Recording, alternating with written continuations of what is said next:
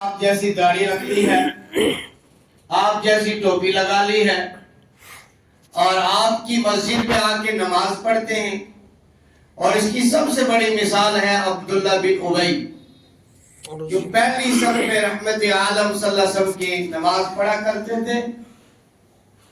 اس کے باوجود اللہ تعالیٰ نے ان کی مغفرت نہیں کی، اس لیے کہ اسلام لائے تھے، ایمان نہیں لائے تھے، اسلامی لباس اختیار کیا تھا، اسلامی قوانین مانتے تھے، لیکن دل میں بغض تھا، حسد تھی۔ اسلام لانا کیا ہے؟ فرمایا آمنت باللہ کما ہوا باسمائہ وصفاتہ وقبلت جمیع احکامہ اقرار باللسان وتصدیق بالقلب، کہ زبان سے اس کا اقرار بھی کرے اور دل سے تصدیق کرے، رضینا باللہ تعالی ربا وباسلام دینا وبمحمد صلی اللہ علیہ وسلم نبیا ورسولا وبالامام قرآنا وبالکعبۃ قبلۃ وبالصلاۃ فریضۃ وبالمؤمنین اخوانا۔ زبان سے اقرار بھی کرے اور دل سے تصدیق بھی کرے۔ اور منافقین کا کیا ہوتا ہے کہ جب مسلمانوں کی مجلس میں آتے ہیں تو سب سے پکے مسلمان بن کر اپنے آپ کو ظاہر کرتے ہیں کہ مجھ سے بڑا مومن تو کوئی ہے ہی نہیں، اور جب دشمنان اسلام کی مجلس میں جاتے ہیں تو وہاں جا کر کے ظاہر کرتے ہیں کہ ہم سے بڑا اسلام کا دشمن کوئی ہے ہی نہیں۔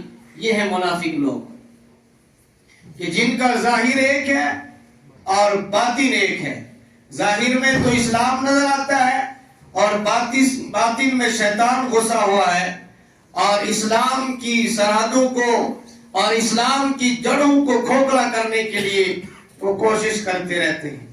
فرمایا یہ ہیں وہ لوگ جو جہنم کے سب سے نیچے طبقے میں جلیں گے، سب سے نچلی والی جہنم میں۔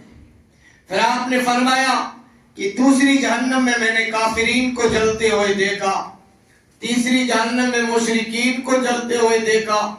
اسی طرح آپ نے 6 جہنم گنائی، اور 6 جہنم گننے کے بعد جبریل علیہ السلام خاموش ہو گئے تو رحمت عالم صلی اللہ علیہ وسلم نے فرمایا کہ جبریل تم نے 7ویں جہنم میں جلتے ہوئے کسے دیکھا؟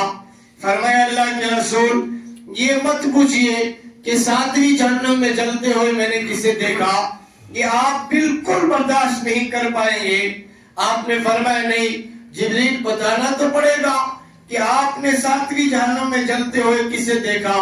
فرمایا اللہ کے رسول میں نے دیکھا کہ 7ویں اور آخری جہنم میں آپ کی امت کے گنہگار مرد اور گنہگار عورتیں جل رہی تھی۔ یہ کہنا تھا کہ جبریل علیہ السلام تشریف لے گئے اور رحمت عالم صلی اللہ علیہ وسلم کے چہرے مبارک پر پریشانی نمودار ہوئی اور چہرے کا رنگ تبدیل ہوا، اور آپ علیہ السلام نے دروازہ بند کیا اور اللہ کے سامنے سجدہ کر کے رونا شروع کر دیا، یہاں تک کہ 3 دن گزر گئے۔ رحمت عالم صلی اللہ علیہ وسلم مسجد میں جاتے ہیں، نماز پڑھاتے ہیں، اور کسی سے سلام نہیں، کلام نہیں، اور خاموشی سے اپنے حجرے میں جا کر آپ پھر سے رونا شروع کر دیتے ہیں۔ صحابہ نے دیکھا، پریشان ہو گئے کہ 3 دن گزر گئے، رحمت عالم صلی اللہ علیہ وسلم ہم سے بات نہیں کرتے ہیں، کلام نہیں کرتے ہیں، کچھ کھاتے نہیں ہیں، کچھ پیتے نہیں ہیں، آخر کس غم کو محمد رسول اللہ صلی اللہ علیہ وسلم نے ہم سے الگ کر دیا اور رونے پر مجبور کر دیا؟ تو صحابہ نے مشورہ کیا کہ کوئی جا کر پوچھ کر آئے کہ حضور علیہ السلام کو آخر کس پریشانی نے رونے پر مجبور کر دیا ہے۔ مشورہ ہوا، کہا ابو بکر صدیق جائے گا اور معلوم کر کے آئے گا کہ اللہ کے نبی صلی اللہ علیہ وسلم کیوں رو رہے ہیں۔ ہائے ہائے، کون ابو بکر؟ حضور اکرم صلی اللہ علیہ وسلم تشریف فرما ہے اور جبریل تشریف لائے، اور آپ نے فرمایا کہ جبریل انسانوں کی تمنائیں ہوتی ہیں، آرزویں ہوتی ہیں، شادی کر لیں، آپ کو شادی کی ضرورت نہیں. انسان کی تمنا ہے مکان بنا لے, آپ کو مکان بنانے کی ضرورت نہیں. اچھے کپڑے لگائیں, آپ کو اس کی ضرورت نہیں. آپ نوری فرشتے ہیں, آپ ان سب چیزوں سے پاک ہیں. کھانے سے, پینے سے, شادی سے, مکان بنانے سے, ان ساری چیزوں کی آپ کو ضرورت نہیں ہے. آپ کی بھی کوئی تمنا ہے؟ فرمایا اللہ کے رسول, جب میں جبریل علیہ السلام, جب میں ابو بکر صدیق کا ذکر سنتا ہوں فرشتوں میں, تو مجھے تمنا ہوتی ہے کہ کاش میں جبریل امین نہ ہوتا, میں ابو بکر صدیق ہوتا. میری یہ تمنا ہے کہ میں جبریل نہ ہوتا, میں ابو بکر صدیق ہوتا. جو مقام اور مرتبہ اللہ نے ابو بکر کو عطا فرمایا ہے, وہی مقام اور مرتبہ مجھے بھی ملتا. جبریل علیہ السلام ابو بکر صدیق کے ذکر و اذکار پر, ابو بکر صدیق رضی اللہ تعالیٰ عنہ کی بلندی اور بلند درجات پر فخر کرتے ہیں اور دیکھ کر تمنا کرتے ہیں کہ میں جبریل کے بجائے ابو بکر صدیق ہوتا. رحمت عالم صلی اللہ علیہ وسلم نے فرمایا کہ آپ کے مال کی اسلام کو ضرورت ہے, اپنا مال لے کر آ جاؤ. صحابہ اپنا مال لے کر آئے, اپنی گنجائش کے مطابق. حضرت عمر نے مال کا 2 حصے کیے, ایک گھر رکھا, ایک لے کر آئے. اور ابو بکر صدیق بھی اپنا مال لے کر آئے. کتنا مال لے کر آئے؟ اپنے جو کپڑے تھے جسم پر, وہ کپڑے بھی اتارے اور تھیلے میں ڈالے, اور گھر میں جو بوری کے ٹاٹ بچھے ہوئے تھے, ان بوری کے ٹاٹوں کو اٹھا کر اپنا لباس بنایا اور ان کو کانٹوں سے سیلا اور تھیلا اٹھایا پیچھے اور چل دیے رسول اللہ صلی اللہ علیہ وسلم کے گھر کی طرف. تو ابھی ابو بکر اندر نہیں پہنچے تھے کہ جبریل علیہ السلام تشریف لے آئے. حضور اکرم صلی اللہ علیہ وسلم نے دیکھا کہ جبریل نے آج نوری لباس نہیں لگایا ہے, بلکہ جسم پر بوری کے ٹاٹ لگا کر کے آئے ہیں.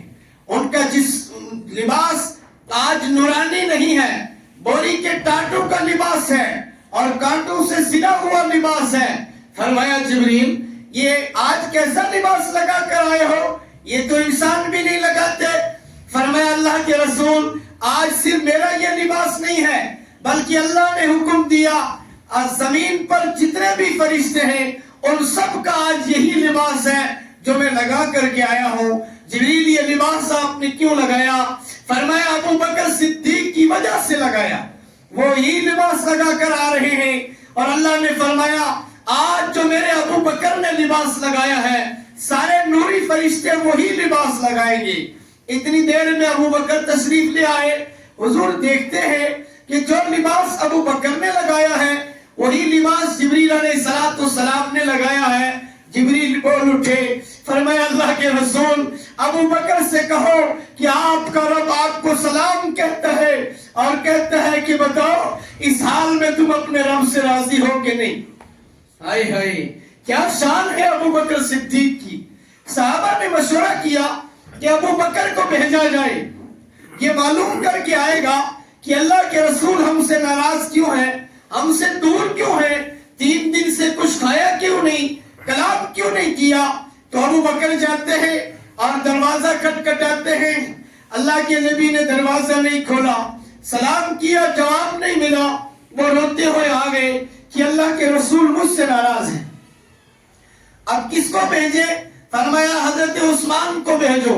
حیا والے عثمان سے کہا, انہوں نے کہا کہ اگر میں چلا جاؤں شاید دروازہ نہ کھلے, لہذا حضرت علی کو بھیجو.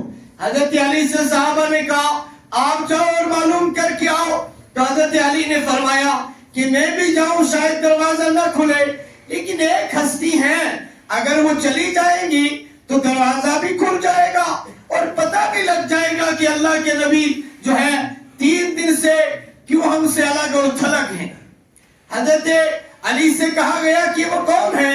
فرمایا وہ وہی ہے جن کے بارے میں رحمت عالم صلی اللہ علیہ وسلم نے فرمایا فاطمہ تو بضعۃ منی, فاطمہ محمد مصطفیٰ کے جگر کا ٹکڑا ہے. میرے بھائیوں, آج بیٹی پیدا ہونے پر مجھے اور آپ کو شرم آتی ہے, ہمارا سر شرم سے جھک جاتا ہے. جب گھر میں بیٹی پیدا ہوتی ہے اور وجہ کائنات رحمت عالم صلی اللہ علیہ وسلم فرماتے ہیں کہ فاطمہ تو بضعۃ منی، فاطمہ محمد مصطفیٰ کے جگر کا ٹکڑا ہے۔ یہ اور آپ دیکھیں کہ ہم کہاں ہیں اور محمد رسول اللہ صلی اللہ علیہ وسلم کی اپنی بیٹی سے محبت کہاں ہے؟ ہم اپنی بیٹیوں سے کیا اتنی محبت کرتے ہیں؟ کیا اپنی بیٹیوں کو وہی عزت دیتے ہیں، وہی مقام دیتے ہیں جو رحمت عالم صلی اللہ علیہ وسلم نے اپنی بیٹی کو دیا؟ اللہ کے نبی نے ہاتھ اٹھائے اور فرمایا یہ انگلیاں دیکھ رہے ہو؟ فرمایا اللہ کے رسول دیکھ رہے۔ فرمایا کہ جس کے گھر میں 2 بیٹیاں ہوں وہ انہیں پالے اور پوسے اور ان کو بڑا کرے، اور جب وہ شادی کے لائق ہوئے تو ان کی شادی کرے، اور اس کے بعد جب وہ مر جائیں گے ماں باپ تو قیامت کے دن وہ محمد رسول اللہ سے اتنے ہی دور ہوں گے جتنی یہ بائیں انگلی دائیں انگلی سے دور ہے۔ بیٹی کی وجہ سے حضور کی ہمسائیگی میں رہی ہے، حضور علیہ السلام کے قریب جا رہے ہیں، لیکن آج مجھے اور آپ کو بیٹی بری لگتی ہے۔ اور بعض شیطان تو ایسے ہوتے ہیں کہ جو پیٹ میں ہی پتہ کر کے بیٹی کو قتل کر دیتے ہیں، یاد رکھیں وہ قاتل ہے، اور قاتل کبھی جنت کا منہ نہیں دیکھ پائے گا۔ وہ ہمیشہ قاتل جو ہے وہ جہنم میں جائے گا اور اس کو جنت کی خوشبو تک نہیں لگے گی۔ اور پھر وہ قاتل جو اپنی بیٹی کا قاتل ہو اور اس لیے بیٹی کو قتل کرے کہ وہ بیٹی پیدا ہونے کے بعد اس کے لیے باعث شرمندگی ہو، نعوذ باللہ من ذالک۔ یہی عقیدہ تھا کفار مکہ کا، ان کی یہاں بھی بیٹی پیدا ہوتی تھی انہیں برا لگتا تھا، ان کے ماتھے پر بل چڑھ جاتے تھے۔ اور جب رحمت عالم صلی اللہ علیہ وسلم نے بیٹیوں کو عزت اور مقام عطا فرمایا تو پھر لوگوں کے گھروں میں بیٹیاں پیدا ہوتی تھی تو وہ فخر کرتے تھے۔ موسیٰ علیہ السلام نے اللہ سے عرض کیا، اے اللہ آپ اپنے بندے سے کب خوش ہوتے ہیں؟ سب سے زیادہ خوش کب ہوتے ہیں؟ فرمایا جب میرے بندے کے ہاں بیٹی پیدا ہوتی ہے اور وہ اپنی بیٹی کی پیدائش پر خوشی کرتا ہے، میں اس وقت اپنے بندے سے سب سے زیادہ خوش ہوتا ہوں۔ ہمارا حال کیا ہے؟ بہرحال حضرت علی نے فرمایا کہ فاطمہ کو بھیجتے ہیں۔ حضرت فاطمہ کو جا کر کہا گیا، حضرت فاطمہ نے سوچا میں اکیلی چلی جاؤں شاید دروازہ نہ کھلے، ساتھ میں حسن و حسین کو لے جاتی ہوں۔ اور حضرت فاطمہ حضرت حسن اور حسین کو لے کر گئی۔ ہائے ہائے، حسن کون ہے؟ ہم کیا جانتے ہیں؟ ہم تو صرف اتنا جانتے ہیں کہ سال میں 1 مرتبہ حضرت حسن کے نام پر محرم میں تاری نکال دو، بس یہی حضرت حسن کا مقام ہے اور یہی ان سے محبت ہے۔ انہوں نے قربانیاں کتنی دی ہم نہیں جان پاتے اور ہم نہیں سمجھ پاتے، اس لیے کہ پڑھتے ہی نہیں ہیں، ہمارے پاس سیرت ہی نہیں ہے۔ دنیا کی ہر کتاب پڑھیں گے مگر سیرت نہیں پڑھیں گے۔ رحمت عالم صلی اللہ علیہ وسلم مسجد جا رہے ہیں، حسین کے رونے کی آواز آئی، آپ فاطمہ کے گھر گئے اور جا کر کہا بیٹی فاطمہ حسین کو کیوں رلایا آپ نے؟ فرمایا اللہ کے رسول میں نے نہیں رلایا۔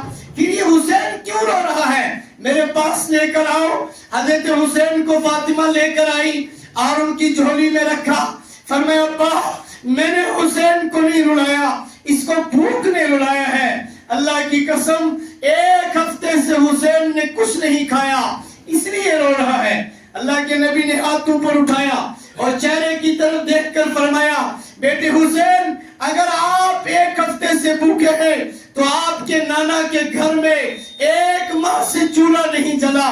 آج آپ کا نانا آپ کو 1 آدھی روٹی تک نہیں کھلا سکتا، 1 گھونٹ دودھ تک نہیں پلا سکتا، اس لیے کہ میرے گھر میں بھی موجود نہیں ہے۔ اور آپ نے اپنی مبارک زبان نکالی اور حضرت حسین کے منہ میں ڈال کر فرمائی اپنے نانا کی زبان چوس لو، اللہ اس سے آپ کا پیٹ بھر دے گا۔